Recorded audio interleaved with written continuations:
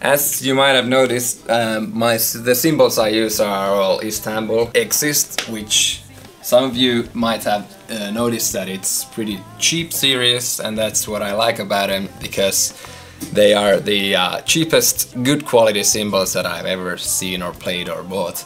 So that's why I use them. As you also might have noticed, I hit the cymbals pretty hard, so that's why cheap cymbals are very handy, because when not if I break the cymbals, especially crashes, it's not a pain in the wallet or in the ass or whatever. And I think if you might agree with me that the best cymbal you can have is a fresh one. Yeah, that's the true. one that's not broken. What's the most important of the cymbals?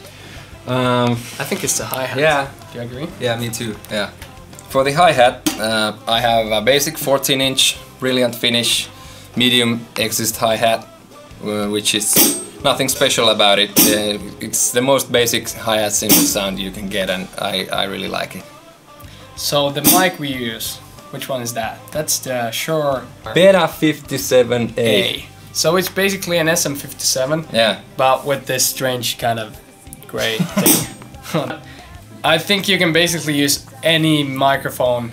We use a dynamic microphone because the hi-hat is really loud. It's probably the loudest cymbal you have on the set, so you don't need a condenser microphone to mic that. You can use a dynamic one. We use it somewhere around a few inches away from the top cymbal. Yeah, and we've used it like lower, like somewhere around here on some drum covers. You might have seen that, but now we've used it like this. So it's a matter of preference, whatever you want to do with it. Then the ride cymbal. So which ride is this? This is a brilliant finish 20-inch medium ride. Nothing special about it. What I seek from ride cymbal actually is I wanted to have the preferred ping,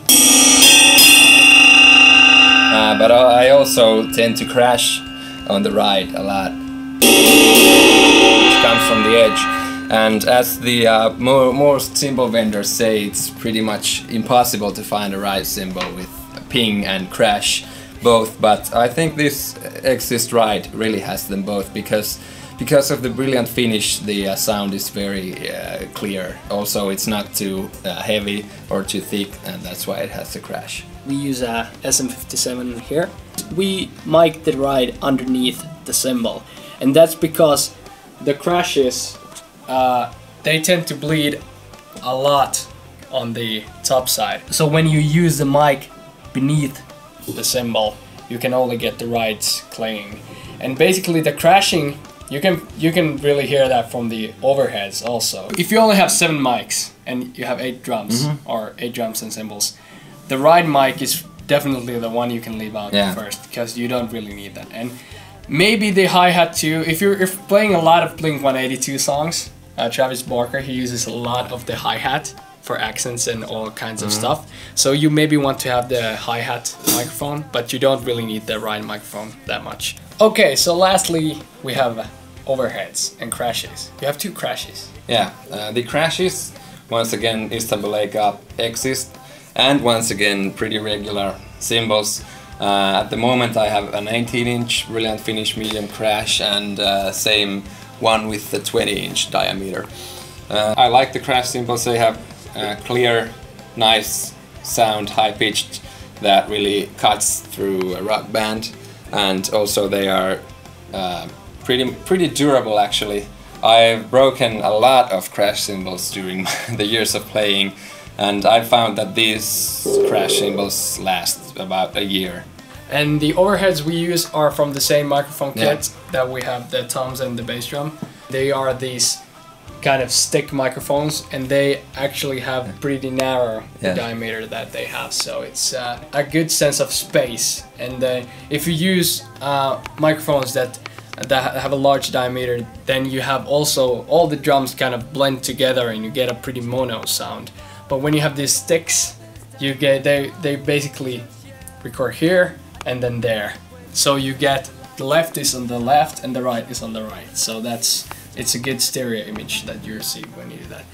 I think the most important, or the 2 most important aspects about placing the overhead mics is, first is that you don't have them too low, because the crashes sound better when there's a little air between, so they light up, the sound kind of lights up before it reaches the microphone. So, and you get a better overall sound of the kit. And then the second one is you need to have the overheads the same distance from the pretty much center of your snare drum. So Why is that? The distance from the snare drum to the microphone, both of the overhead microphones, needs to be the same. Yeah, and why that is is that? that is why that when you mix and you put the left overhead to the left and the right one to the right, the snare is in the center. So if the distance is different, you might have your snare over there or over there, and that doesn't sound good because the snare is the center. So this is how you can make sure that the distance is the same. You take a cable and then you put it right here, and you take it and then you put it right there, and it should be the same. So that's basically it. That's how you mic the drums, and that's your drum setup. So the most important thing is maybe not what cymbals you have, what drums you have, what mics you have, but maybe how you play the drums, a few things how you mic the drums, and then that you have like not broken cymbals and fresh drum heads. Yeah. That's the most important thing for your sound. Okay. Alright, that's it. Thanks for watching, and let us know in the comments if you want to hear more about how we do these things, or if you want to learn how to tune the drums or whatever. Yeah. Okay, see you next time. Yeah, go watch covers.